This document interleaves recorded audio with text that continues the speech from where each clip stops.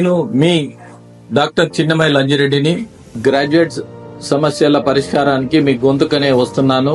మీ మద్దతు నాకు అందించి నా అభ్యర్థిత్వాన్ని బలపరిచి మొదటి ప్రాధాన్యత ఓటు వేసి గెలిపించాలని ప్రార్థిస్తున్నాను. భారత్ మాతాకి జై. ఢిల్లీలో రావాలని ఢిల్లీ ప్రజలు కోరుకున్నారనేటువంటి మాట మాకు చాలా స్పష్టంగా కనబడతా ఉంది. Sometimes exit polls are correct, sometimes exit polls are wrong. అన్నిసార్లు అవి కరెక్ట్ కాలేదు, అన్నిసార్లు అవి తప్పు కూడా కాలేదు. కానీ అక్కడ ప్రజల మూడైతే ఆమ్ ఆద్మీ పార్టీకి వ్యతిరేకంగా ఉంది, భారతీయ జనతా పార్టీకి అనుకూలంగా కనబడింది అనేది మాత్రం వాస్తవం. దానివల్లనే మాకు సంపూర్ణమైనటువంటి విశ్వాసం ఉంది. భారతీయ జనతా పార్టీ ఢిల్లీలో ప్రభుత్వాన్ని ఏర్పాటు చేస్తున్నటువంటి విశ్వాసం మా లోపల ఉంది. ఎగ్జిట్ పోల్స్ నిజం కావాలని కోరుకుంటాం.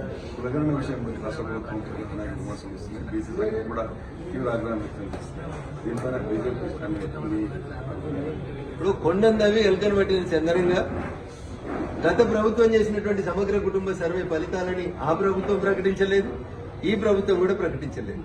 అధికారులు అప్పుడున్నోళ్ళే ఇప్పుడున్నారు, కాకపోతే ముఖ్యమంత్రి స్థానాలు మాత్రం మారినాయి.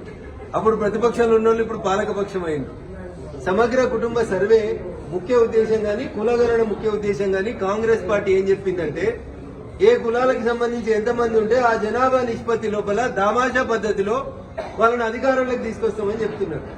నేను అడుగుతున్న ఈ రాష్ట్ర ముఖ్యమంత్రిని, పిసిసి అధ్యక్షుల వారిని లేదా రాహుల్ గాంధీ గారిని, లీడర్ ఆఫ్ అపోజిషన్ అడుగుతున్నా, తెలంగాణలో బీసీ కులగణన తర్వాత మీ పార్టీ చెప్తున్న లెక్కలు 150% మంది తెలంగాణలో బీసీలు ఉన్నారని చెప్తున్నారు.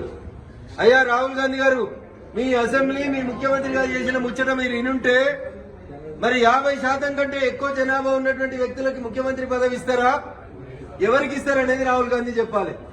కులగణన మందిని బదనాం చేసేందుకైనా, మనం పాటించేందుకైనా స్వామి వివేకానంద చెప్పినట్టు బోధించే కంటే ముందు ఆచరించాలంటే తెలంగాణలో ఉన్న 18 కేబినెట్ మంది మంత్రులలో 10 మంది మంత్రులు బీసీలు ఉండాలి. ఇస్తారా? ఇవాళ ఇచ్చినాయి 2, 12 2 ఇచ్చిర్రు. అయ్యా రేవంత్ రెడ్డి గారు ఇంకా 6 ఖాళీలు ఉన్నాయి. ఈ 6 బీసీలకు ఇస్తామని చెప్పే దమ్ము ధైర్యం రాహుల్ గాంధీ గారికి గాని, మహేష్ కుమార్ గౌడ్ గారి గారికి ఉందా? లెక్కలు తప్పైనాయా, ఒప్పైనాయా? 2014 ఉన్న జనాభా 2024 తగ్గుతుందా, పెరుగుతుందా? భూతద్దాలు పెట్టి తర్వాత మాట్లాడుకుందాం. బట్ మీరు ఫెయిర్ గా చెప్తుంది ఏంది, రఫ్ గా చెప్తుంది ఏంది?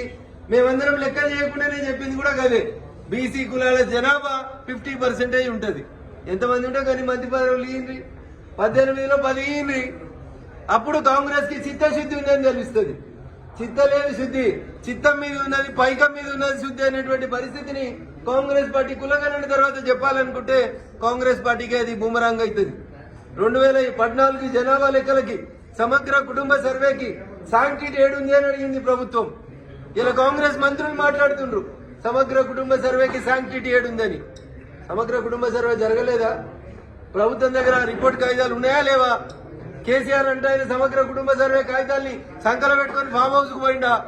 ఒకవేళ సమగ్ర కుటుంబ సర్వే కాగితాలు రాష్ట్ర ప్రభుత్వం దగ్గర సెక్రటరియట్ లేకపోతే చీఫ్ సెక్రటరీ గారు కంప్లైంట్ పెట్టండి. 100 కోట్ల ప్రజాధనాన్ని ఖర్చు పెట్టి సమగ్ర కుటుంబ సర్వే చేసిండ్రు. ఆ కాగితాలు ఏడికిపోతాయి? ఆ రిపోర్ట్లన్నీ ఏడికిపోయినాయి? కంప్యూటర్ డిస్క్లు ఏడికిపోయినాయి? యూ కంపేర్ 2014 ఉన్న బీసీ జనాభా ఎంత, 2024 ఉన్న బీసీ జనాభా ఎంత? అన్ని కులాలు పెరిగేది ఎట్లా, బీసీ కులాలు తగ్గేది ఎట్లా? కామన్ సెన్స్ కదా. ఈ మాత్రం కూడా ఆలోచించకుండా కాంగ్రెస్ పార్టీ మేం చేసినాం ఈ చేసుడు కాదు. ఆ ఫలితాలని ఆ కులాలకి ఇచ్చినాక మాట్లాడాలి. కాబట్టి కాంగ్రెస్ పార్టీకి చిత్తశుద్ధి లేదు. కులగణన అనేది వాళ్ళు ఒక బహానాగా పెట్టుకున్నారు. రాష్ట్ర ప్రభుత్వ వైఫల్యాలని కప్పిపుచ్చుకోవడానికి మేమేదో చేసినామని సంకల్ గుద్దుకునే కార్యక్రమం తప్ప దాంట్లో ఏం లేదు. అందుకని మా గౌరవ బీసీ కాంగ్రెస్ మంత్రులకి ఇద్దరికి కూడా నేను చేసే అప్పీల్, మా మీద కాదు అరవాల్సింది మీరు. పోయి మీ ముఖ్యమంత్రి గారితో లొల్లి పెట్టుకోరి.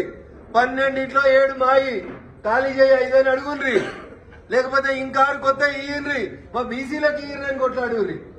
మేము మాట్లాడుతున్నాం, మీరెందుకు మాట్లాడారు? ప్రతిపక్షాల మీద మాట్లాడేందుకు వచ్చిన నోరు మీ ముఖ్యమంత్రి మీద మాట్లాడాలి. జనాభా దామాష ప్రకారం మంత్రి పదవులు ఇవ్వమని అడుగుండ్రి. 20% ఉన్న ఎస్సీలకి 20% మంత్రి పదవులు ఇవ్వమని అడుగుండ్రి. కాంగ్రెస్ పార్టీ ప్రతి దగ్గర బీజేపీని అంటది మైనార్టీలను మోసం చేస్తున్నారని. తెలంగాణలో ఒక్క మైనార్టీ మంత్రి ఉండడమో చెప్పమని రేవంత్ రెడ్డిని, రాహుల్ గాంధీని చెప్పమని. 10%, 12% ముస్లింలు ఉన్నారన్నారు కదా, ఒక్క మంత్రి పదవిని ఇచ్చిండా ఈయన? అంటే ఎదురుంగున్న వాళ్ళని తిట్టేందుకు మాత్రం నోరు వస్తుంది ముఖ్యమంత్రి గారికి, కానీ వాస్తవాలను జీర్ణించుకునేటువంటి శక్తి కాంగ్రెస్ కి ఎప్పుడూ లేదు. కాబట్టి కులగణన మీద ఇన్ని గొంతులు లేస్తున్నాయి. ఎవరి గొంతులు? కాంగ్రెస్ గొంతులు లేస్తున్నాయి, బీసీ బిడ్డల గొంతులు లేస్తున్నాయి. వాటిని కూడా అనగదొక్కాలని మీరు అనుకుంటే అది మీ పార్టీ పతనానికి దారి తీస్తే తప్ప ఇంకొకటి కాదు.